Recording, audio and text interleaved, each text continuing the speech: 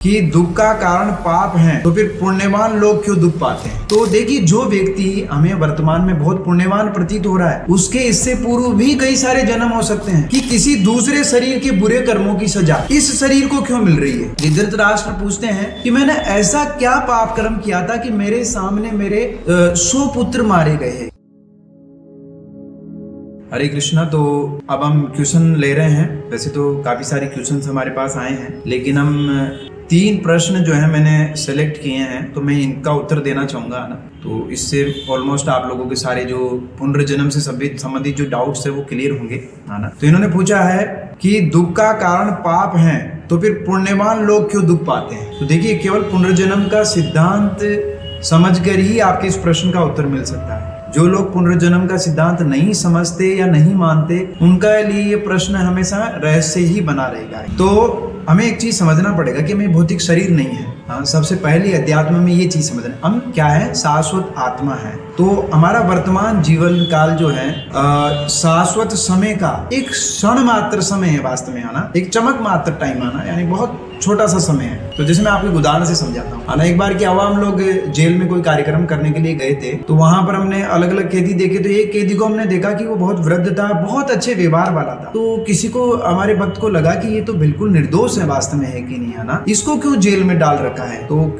जो वहाँ पे जेलर साहब थे, उनको बोले कि देखिए, इसके साथ तो बहुत अन्याय हुआ है, वास्तव में है कि नहीं, है ना। ये तो अपराधी बिल्कुल प्रतीत नहीं होता है, इसको तो गलत तरीके से जो है जेल में डाल दिया गया। तो जेलर साहब हंसते हुए बोले कि प्रभु जी, आपको इसका इतिहास पता नहीं है, इसलिए आप ऐसा बोल रहे हैं। ये अपने समय का बहुत बड़ा अपराधी था, इसने कई सारी हत्याएं की हैं, बलात्कार किए हैं। तो देखिए, जो व्यक्ति हमें वर्तमान में बहुत पुण्यवान प्रतीत हो रहा है, उसके इससे पूर्व भी कई सारे जन्म हो सकते हैं, हो चुके हैं। तो उन जन्मों में उसने जो पाप कर्म किए हैं, उनकी सजा उसको वर्तमान में मिल सकती है कि नहीं, है ना। ये हमें समझना चाहिए। दूसरा प्रश्न जो मुझे बहुत इंटरेस्टिंग लगा, ये पूछ रहे हैं कि किसी दूसरे शरीर के बुरे कर्मों की सजा इस शरीर को क्यों मिल रही है। क्योंकि इस सीक्वेंस में ये क्वेश्चन, नेक्स्ट क्वेश्चन अपने आप ही उठता है। समझने का प्रयास करिए। शरीर भी हमारे 2 प्रकार के होते हैं। एक होता है स्थूल शरीर, जो पृथ्वी, जल, अग्नि, वायु और आकाश का बना होता है। एक होता है सूक्ष्म शरीर, जो मन, बुद्धि और अहंकार का बना होता है। तो जब हमारा मृत्यु किसको बोलते हैं, जब ये स्थूल शरीर नष्ट हो जाता है, तो आत्मा जो है वो सूक्ष्म शरीर के माध्यम से दूसरे स्थूल शरीर में चली जाती है। इसी को देहांतरण बोलते हैं। तो इस शरीर को क्या है, वस्त्र के साथ तुलना की गई है। शरीर क्या है, वस्त्र के समान है। भगवान श्री कृष्ण भगवद गीता में बोलते हैं, मांसांसि जीर्णानि यथा अव्याहाय। जैसे वस्त्र फट जाता है तो हम नए वस्त्र धारण कर लेते हैं। तो सपोज जब आप अपराध कर रहे थे,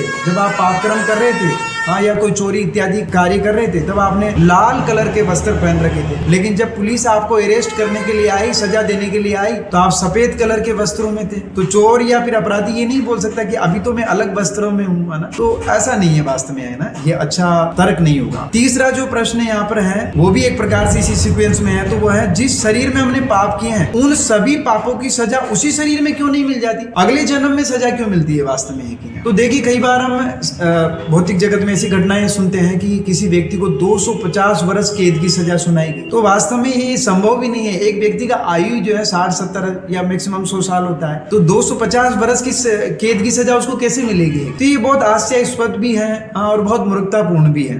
तो जरा विचार करिए कि प्रकृति के नियमों के अनुसार किसी व्यक्ति को जैसे हत्या के बदले उसकी हत्या होनी है, अब उसने एक दिन में ही इतने पाप कर्म कर दिए कि उसको 10 बार मरना है। एक शरीर में तो व्यक्ति 10 बार मर नहीं सकता ना। तो क्या होगा, उसको अपने पाप कर्मों की सजा भोगने के लिए दोबारा जो है दूसरे शरीर में जो है सजा भुगतनी पड़ेगी। अलग अलग 10 जन्मों में जो है उसको मरना पड़ेगा। कर्म करना कैसा है, कर्म करना एक प्रकार से बीज बोने के समान है, वास्तव में है कि नहीं। तो जैसे हम उदाहरण के लिए हम देखते हैं कि कोई बीज हम बोते हैं तो 4 महीने बाद उसका फल आता है। कोई बीज हम लगाते हैं तो कई वर्षों बाद वृक्ष बनता है, फिर कई वर्षों बाद उसके फल आते हैं, ना। तो इसी प्रकार से अलग अलग कर्मों की सजा जो है अलग अलग समय के बाद आती है। वास्तव में वो डिपेंड करता है कि हम किस प्रकार का जो है कर्म कर रहे हैं कि नहीं। दूसरा, हमने कोई पाप कर्म किया है या कोई भी कर्म किया है, उसका फल भोगने के लिए कुछ विशेष परिस्थितियों की आवश्यकता होती है। उदाहरण के लिए शास्त्रों में एक उदाहरण आता है कि धृतराष्ट्र पूछते हैं कि मैंने ऐसा क्या पाप कर्म किया था कि मेरे सामने मेरे 100 पुत्र मारे गए। तो उनको उत्तर मिला कि देखिए आपने 50 जन्म पूर्व जो है एक पक्षी का शिकार करने का प्रयास किया, पक्षी का शिकार नहीं कर पाए तो आप क्रोधित होकर उस पक्षी के 100 अंडों को आपने उसके सामने ही फोड़ दिया है। उसके बदले में आपको ये जो है सजा मिली है कि आपके 100 पुत्र जो है आपकी उपस्थिति में मारे गए। तो उन्होंने बोला लेकिन मुझे 50 जन्म का प्रतीक्षा क्यों करना पड़ा,